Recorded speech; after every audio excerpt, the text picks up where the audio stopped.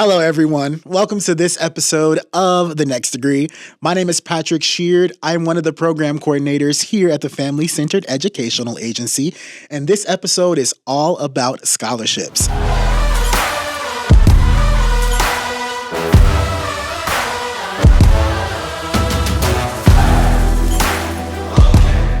Today, I am joined by three prestigious scholarship recipients, Miss Brooke Bryant, Mr. Daniel Jackson, and Miss Natalie Gonzalez. Thank you all so much for being here today. So today we are talking about the Golden Apple Scholarship. If you don't necessarily know what Golden Apple is, that is a scholarship program that is available for people who are interested in going into teaching. So we wanted to give you all the ins and outs that we can give you about the Golden Apple. So we're going to go ahead and start off with Brooke. What inspired you to apply for the Golden Apple Scholarship? I was inspired to apply for the Golden Apple Scholarship really because of this guy. We became friends on campus at Illinois State University. Nice. And then I believe you're the president of the RSO. Were you the president? Vice president. Vice president of the RSO.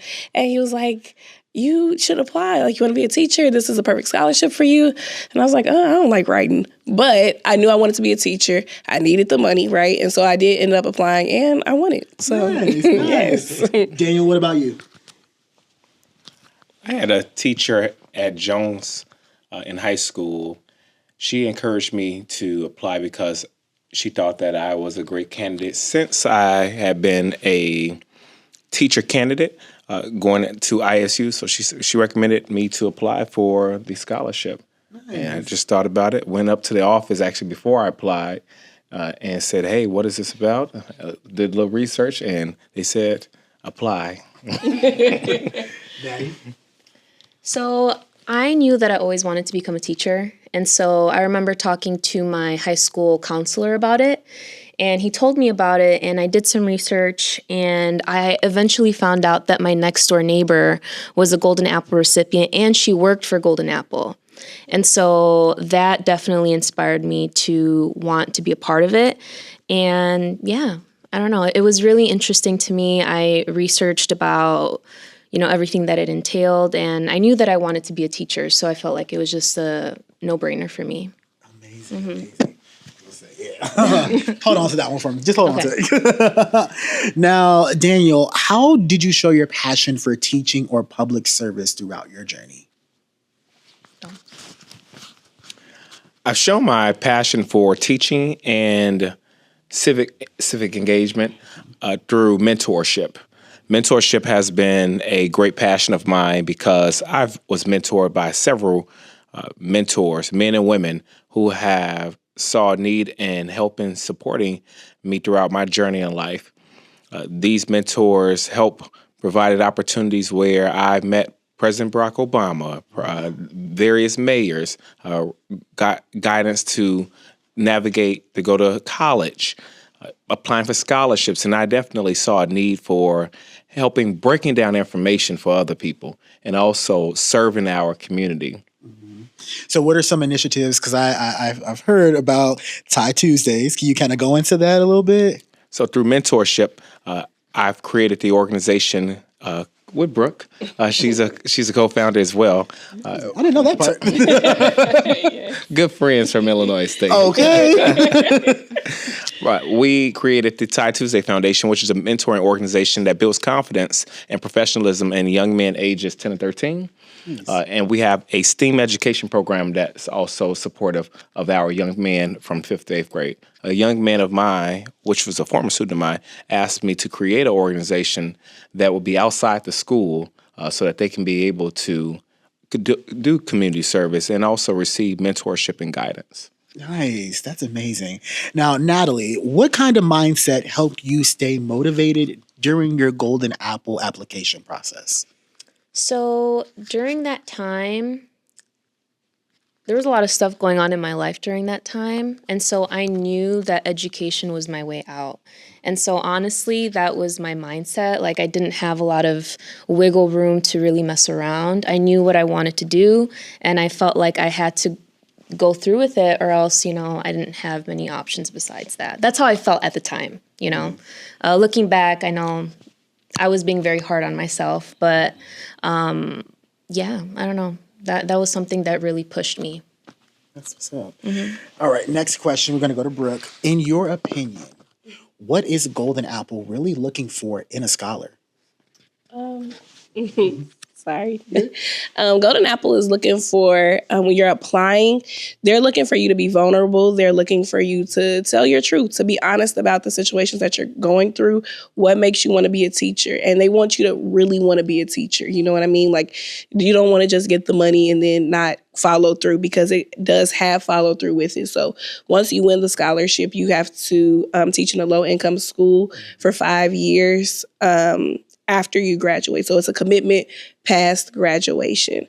They do have their 5 core competencies. So if you're writing an application, make sure that you talk about your growth mindset, talk about best practices for instructional best practices, how you plan on developing yourself professionally in the education field, your cultural competencies. So making sure that you can relate not just to students that look like you, but students that all students, you know what I mean? Yeah. So how can you embed other cultures into your room? How can you make everyone feel included? And then civic engagement. What do you do outside of the classroom that supports your students? Do you go to basketball games? Do you support them, mentor them, and really care for them holistically? Nice. Yeah. Now, when you're thinking about the application process, Daniel, what do you think made your application stand out from the rest? My application was one that spoke of my vulnerability. And as Natalie said, in high school, we actually went through some things. And I spoke about my experience going to Jones College Prep and living in Inglewood, a community that was filled with gang violence, drugs. And I knew that I wanted to be able to serve the community that I once was a part of. And when they reviewed the essays, they knew that I could be a candidate that would be able to live its truth. Yeah. So I definitely saw a value of being in my community. And one thing about it is, you have to, as an educator, you have to transform young minds. And it's difficult. However, when I think back to my application, I was very serious about how can I support my community, Black students in Chicago public schools, a community that I was raised in. Nice. Now, Natalie, what part of the selection process challenged you the most? So you can pick up the mic. Thank you. So, can you repeat the question? I'm sorry. What part of the selection process challenged you the most? So I feel like the part that was most challenging to me was getting out of this imposter syndrome sort of mindset. I almost didn't apply because, again, during that time in my life, I was experiencing a lot of new things. My father had just passed. I had a lot of financial issues, and I felt like I wasn't sure if I was able to do this. And so I feel like getting out of my own head was something that I really had to struggle with and push through. But once I did that, I feel like, I don't know, it was a lot easier. Yeah, it's very good that you bring up imposter syndrome, because I feel like a lot of our students feel that, right? We deal with first generation and low income students here. So a lot of students are just like, do I deserve to be on a college campus? Nothing in my background has ever really presented itself to me to make it seem like I deserve to be there. So it's very good that you bring that up, because that's something that a lot of students deal with to this day. And that also is what makes students either want to go to college or not go to college, because they feel like they don't deserve to be there. And you do. You deserve to be on the college campus. Okay, you deserve to be on a college campus. Now, Brooke, if you could pass the mic to, yes. So, Brooke, were there any parts of the application or the interview process that caught you by surprise? I'd say the interview, because it's 3 to 4 people that are interviewing you at the same time. It works to your benefit, because, you know, if one person takes what you said one way and somebody takes it another way, they can talk about it and make sure that they're evaluating you correctly to make sure that you get the scholarship. I know in my interview, I wasn't expecting that many people, and like I said, my essays were very vulnerable. It was talking about a time I applied when I was a sophomore in college. And so I had just switched majors from math teacher education to middle school education. And I was used to being like a straight A student. So to go to college and I'm like, oh my God, I got a D. Like, oh my goodness, I got a C. Like, that wasn't normal for me. So it hurt my pride a little bit when I had to switch majors and I heard that I was going to have to be in school an extra year. So I talked about perseverance, and to bring that story up during that time, I was still going through it. I can talk about it now because it's over, right? But during that time, it felt like, oh my God, I'm going to just like, I can't do it. I'm not going to be able to finish. So with them interviewing me, it felt kind of aggressive, and it's also hard to be as vulnerable as I was writing by myself in that moment with 4 people that I don't know. So making sure that I stayed authentic, making sure that I stayed the person that I was, but also give them what they need to be successful and to pick me. So then kind of a follow-up on that, did you feel like Golden Apple provided you with a level of accountability? Because you remember how you said, like, in college, you know, you're used to being straight A's in high school, but then you got a D and a C. Do you feel like being a Golden Apple recipient, or at least applying for that, kind of forced you to have some level of accountability because you have to maintain a certain GPA? Yes, so you do have to keep requirements while you are in school. You also have to attend Summer Institute, or what we call SI, during the summers. You have to go, and they have all these different workshops for you to prepare you to enter the classroom. I think SI4 was the most beneficial because right after you graduate, you go and they prepare you to be in the classroom. So what is your schedule going to look like? What policies do you have? What are your non-negotiables? All of those kind of things. And that keeps you accountable. So when you walk in the first day, it's not like, oh my God, I don't know what to do. I'm overwhelmed. It's like, oh, I already have these things in place. I know what I want to do. And now it's just trying to figure out how to make these things happen because I know what I want. But they're there for you. They give you a mentor. They give you someone to talk to. You get GAPPLs, right? Or other Golden Apple scholars that you can talk to about your struggles and what you go through. I still talk to one of my roommates. We're like very close. So just being able to create friends in the profession. And so now if something is happening in my school, I can say, Daniel, what's going on at your school? Like, it builds its own network as well, so that you have that support that you might not feel like you have, but Golden Apple will give you that. Nice. And networking is important. It is. Okay. Networking is how I got my current job. Okay. So Daniel, was there a moment when you realized that you might actually win the Golden Apple? What did that feel like? You know what? This is, in full transparency, Jim Sorrison had told me after he looked at some of my essays. I stayed at CPS headquarters until about 9 or 10 o'clock at night, downtown Chicago. I remember the night. Miss Laura Miley, my favorite teacher, helped me review all 8 essays. At that time, it was 8 essays to apply for Golden Apple. And I went and brought them. I told you I went to Jones, so I was able to walk my application over to the Golden Apple Foundation. And Jim Sorrison said, man, I think you already got it. Just go to school and recruit some other students. I said, recruit other students? I haven't even taken the interview yet. And so, but he and I had a conversation about what my passion was. And he was the director of scholars at that time.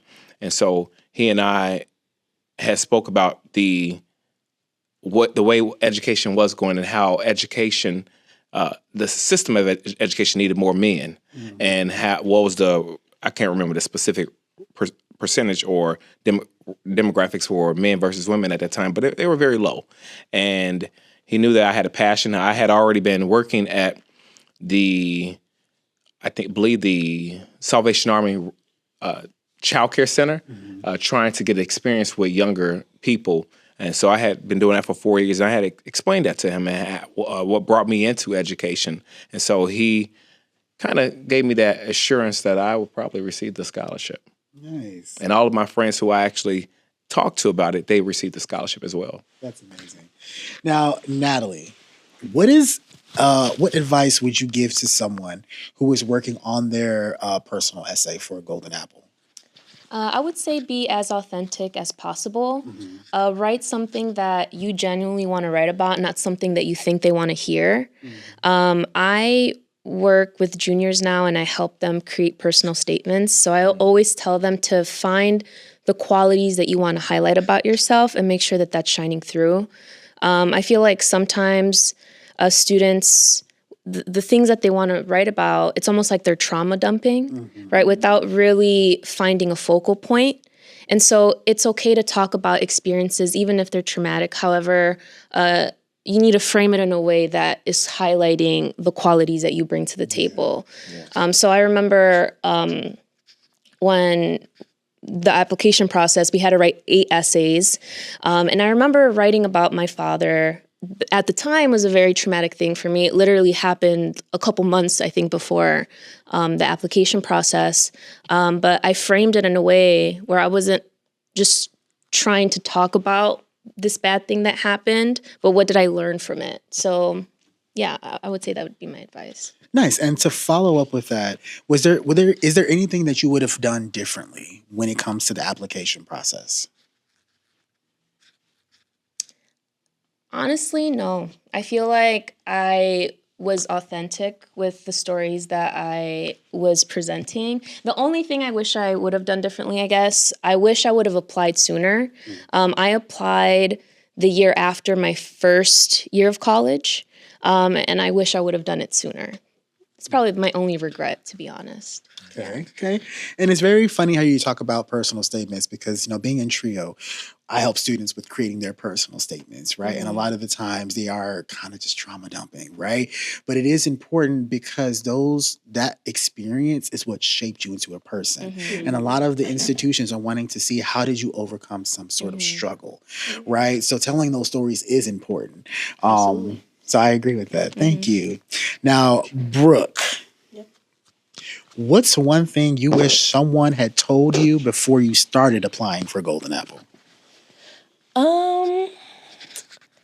I don't know. Because I had to write 4 essays when I applied, but I wasn't a good writer. So I made sure to have someone read my essays. I wasn't soft to critique. I wanted you to comment, tell me what, put a period here, put a comma here, or, your trauma dumping, add that it taught you grit or that it taught you perseverance. I would probably say I wish I had also applied sooner as well.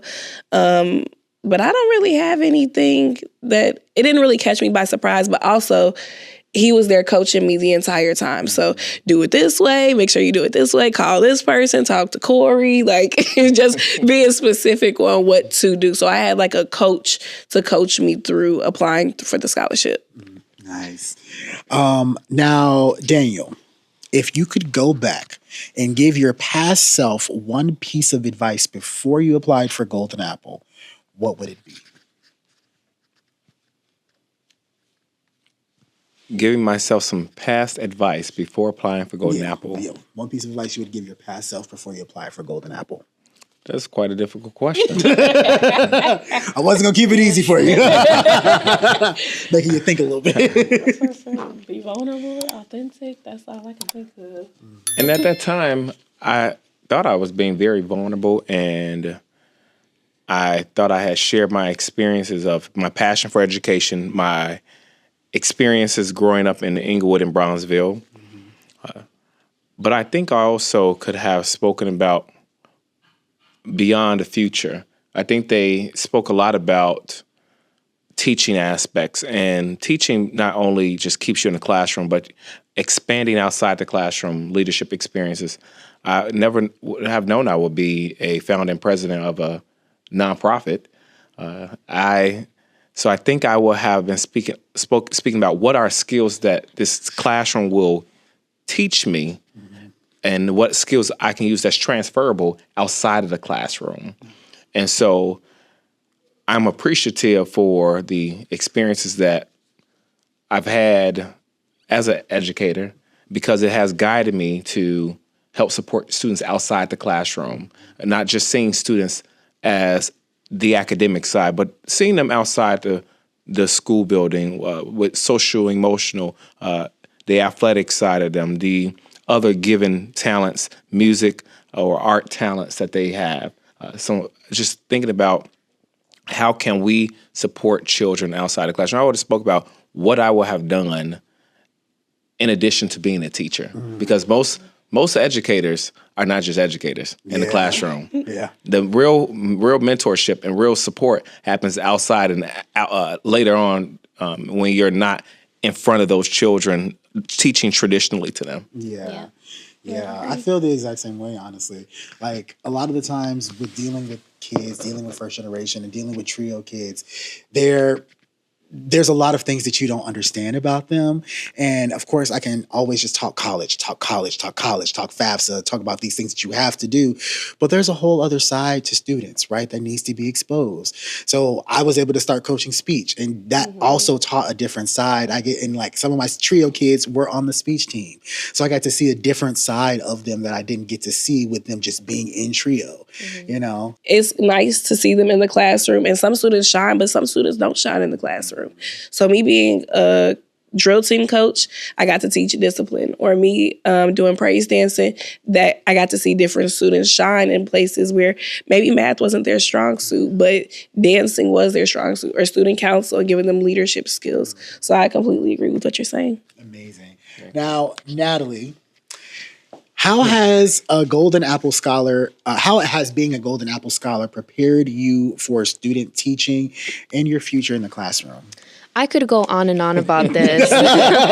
So when I think back on my college experience, I feel like from my content classes, I learned a lot, right? Like my English classes.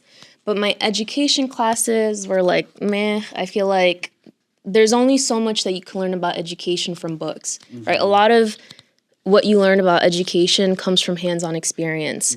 And so for 4 years, prior to me even going into my student teaching, I had the experience to work in classrooms. I was shadowing teachers. I was working with students. I was planning lessons. And all of this before I even set foot into my student teaching classroom. And so when I got to that point, I felt like I had so many tools in my pocket to help me feel comfortable in that space. And I remember, a lot of students that were in my cohort during university were feeling so anxious about that initial step. And I feel like I did that 4 years ago, Apart from that, again, I could go on and on. So for Golden Apple, the way that SI is set up, or Summer Institute is set up, is the morning you are shadowing and helping teachers, and then the second half of the day you're in workshops, right? So at 18, 19 years old, I was learning about reach. I was learning about creating resumes, about instructional strategies, So all of those things definitely prepared me for student teaching. And like what you were saying earlier, there's so many accountability parts to it. Even when you are student teaching and when you're teaching, they provide a mentor. So people are constantly giving you feedback.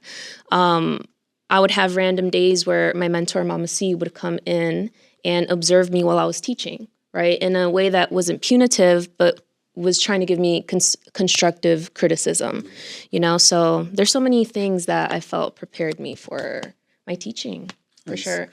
And I feel like if I didn't have that experience, I for sure would not have felt as prepared. Nice. Daniel Brooks, same question. How has being a Golden Apple Scholar prepared you for student teaching in your future classrooms? I remember going to Summer Institute about 2 weeks after graduation of high school and put in I think, third or fourth grade classroom. It was at St. Malachy. It was a Catholic school on the west side of Chicago. I knew nothing about elementary education. Golden Apple gave me the opportunity to learn hands-on. It wasn't the books that had given me the opportunity. It was the experience in the classroom that gave me the opportunity to teach our young people. Golden Apple taught me that as a 17-year-old. And so having that experience at 17 years old gives you a wealth of knowledge, but also a tool belt or a toolkit that you can use for your future classroom. So as we spoke about, the performance evaluation that teachers undergo, the creating an environment that is respectful and having a environment where the children learn how to care for one another in their own environment, having the best practices, and then also knowing that, remember, they are children. So just being patient, learning those transferable skills. Golden Apple they're leading the way. Golden Apple and their educators are leading the way because we're learning at a earlier age how to become a great educator, and not just knowing that these children are in your classroom for a season. However, they're in your season, or they're in your life for a very, very long time. Very, very long time. We can speak about our students that's at Illinois State University or at the Princeton University. There's different schools because we've taught these children. And so Golden Apple has given us that opportunity to not just see these children as a number in the classroom, but they are a life that's being changed. Yeah. How about you, Brooke? I agree with everything that was just said. I also want to add that Golden Apple taught me about myself. So I had to learn, like, I have bias. I'm like, I'm not biased. I'm cool, right? I'm chill. But I do have bias. And so I had to learn some things about myself as a woman, being Black, and just some of the privilege that I had, some of the privilege I didn't have, so that I could go into the classroom and tell my students, like, no matter where you came from, no matter what you're doing, I will still accept you. I will still teach you. I'll give you candy. I'll give you whatever it is that you need to be successful. If that's breakfast or deodorant or whatever, it could be a lot of things, seriously. Sometimes it's just a shoulder to cry on, or sometimes they just need a hug. They just run, hug you, and leave. But you have to know yourself, know who you are, know what works for you, know what doesn't work for you, and you get the time to try all of these different things during SI when you're hands-on. But learning the most about yourself, I think, is important too, because it's what kind of educator you are. You have to know, like, I can handle, students running around, or I'm like, no, you have to be in a seat. Like, you have to know what you can accept, what you can tolerate. And once you know, like, yourself, you are vulnerable with yourself about being an educator and the things that you can handle, then you can go into the classroom realizing it and not pushing things off onto other students, especially like politics and all that kind of stuff. And that's very interesting to say, because a lot of people probably just think of educators as, I'm here to teach you, right? But there's a whole thing that you guys have to go through. You guys have to really, like you just said, figure out who you are as a person, figure out what you can and cannot handle. There are certain things that you will and will not accept, right? Right. And so people think like, oh my gosh, you're just teaching. You're just telling me a lesson. You're just teaching me how to add, subtract, But it's a whole thing that goes into being an educator, right? Because you really have to be introspective. You really have to figure out and accept what you have to accept, but also realize what you will not accept. Right. So I really like that. Brooke, I want to continue with you. What kind of opportunities like mentorship, internship, and networking have come from being a Golden Apple Scholar? A lot. Currently, actually, I'm a mentor, a Golden Apple mentor. So now I've gotten a job out of a scholarship that I once had. I worked for them this summer as well, leading SI, different workshops for the college students, the Golden Apple Scholars. So hopefully they'll leave with something that I gave them, right? So now I get a chance to be that mentor, to be that person to help them out. They provide professional development, so you can go to different conferences to learn different things. A lot of different stuff. I've been given an award. I got my Crystal Apple. So now they're giving you awards. They're giving you titles. They're giving you a job. You're well taken care of. They're giving you a network of teachers that you can talk to, especially during my first year was COVID. So everything that I learned for the past 4 years, 5 years in college respectfully meant nothing, because we're completely changing the way that we are teaching. And so I leaned on some of the Golden Apples, like, hey, what is your school doing about this? Or I know you were doing 6 feet, but some of the students are coming in. How are you handling this? What are you doing? So leaning on that network of teachers to say, hey, I need help.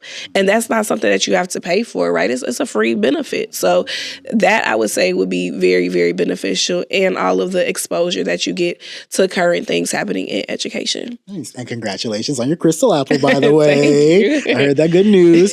Daniel, same question. What kind of opportunities, mentorship, internships, or networking have come from being a Golden Apple Scholar? Golden Apple Scholars are everywhere. I know that because I teach in the building with many Golden Apple Scholars. I go to professional developments which are led by Golden Apple Scholars. If I am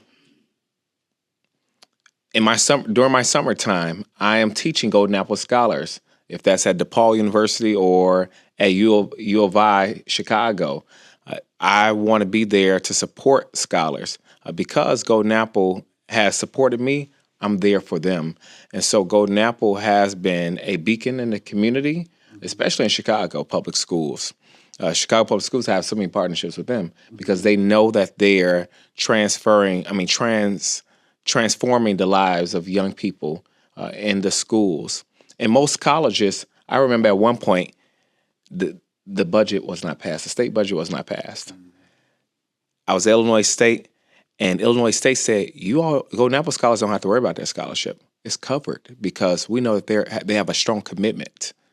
That was a great opportunity where I knew that if you build strong relationships, these relationships will carry you. Because at that point, a lot of us did not realize what was going to happen if we did not have that financial aid. Yeah. And the school kept their commitment because they knew Golden Apple could keep their commitment.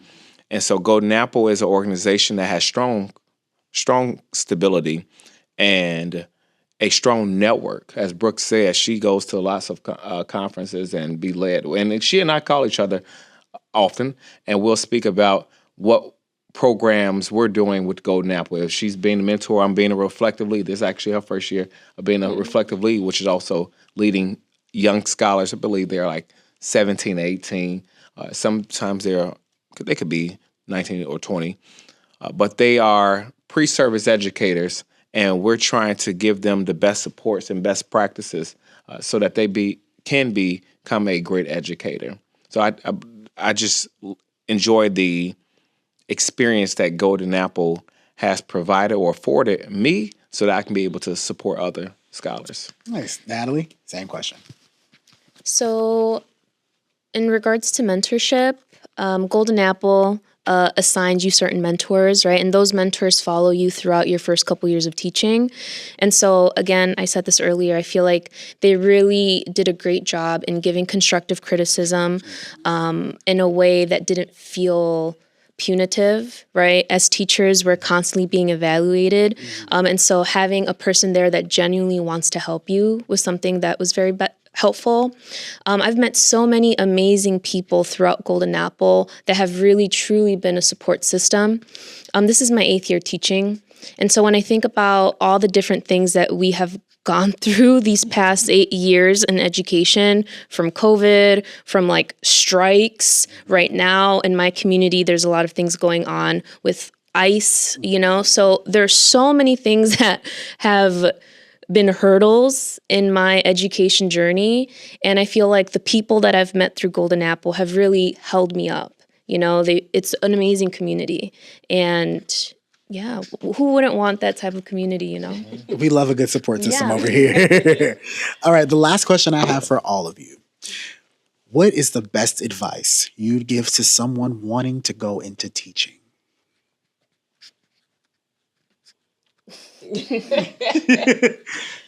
Oh, I got it. I would say that you have to be intrinsically motivated. You have to like helping others. And sometimes others don't want your help, right? And they don't necessarily, I don't want to be in school. I don't like this, everybody can find a negative comment.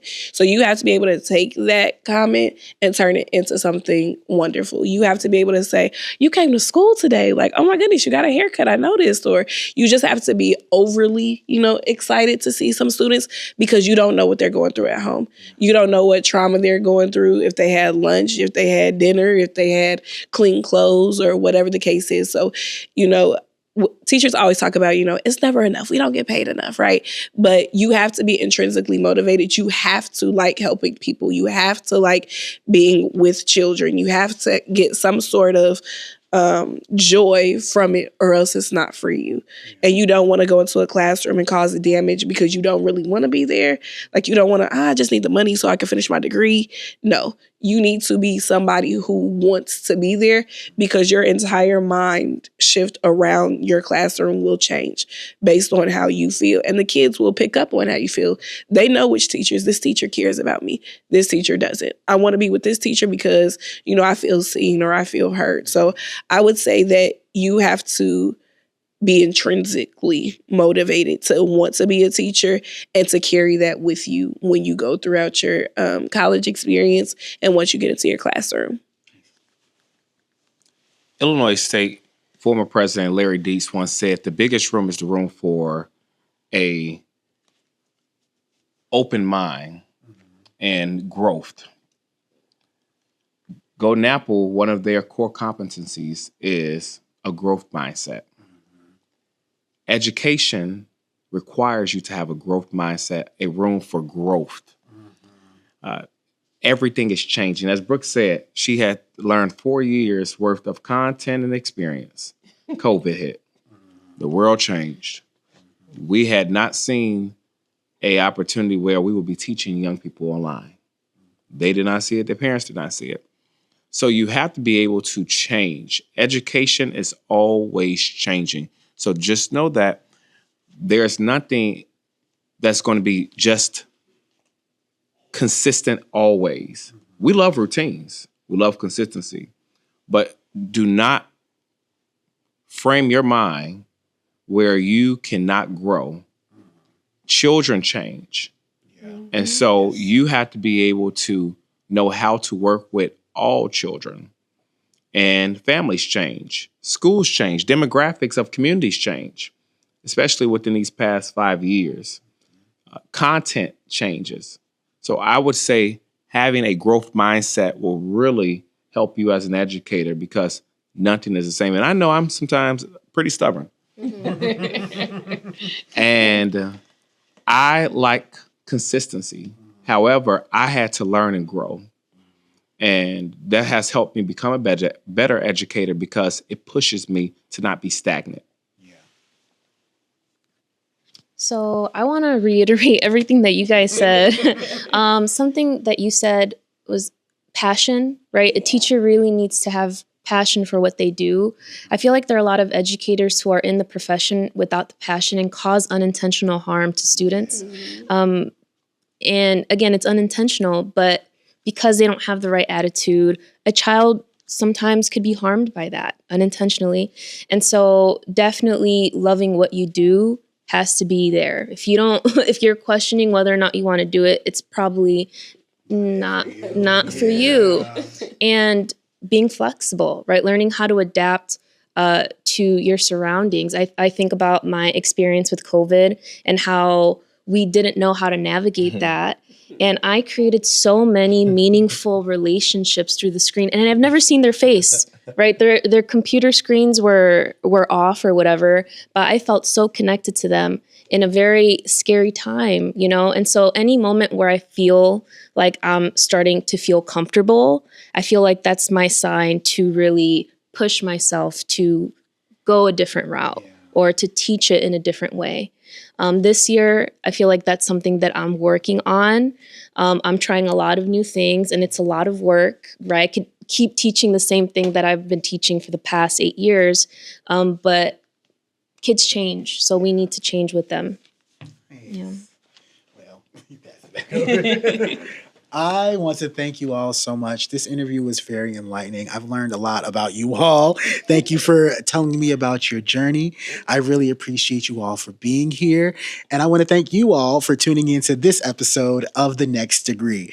Make sure you follow us on Instagram and all of our social media platforms at FCEA Trio. We'll see you next time.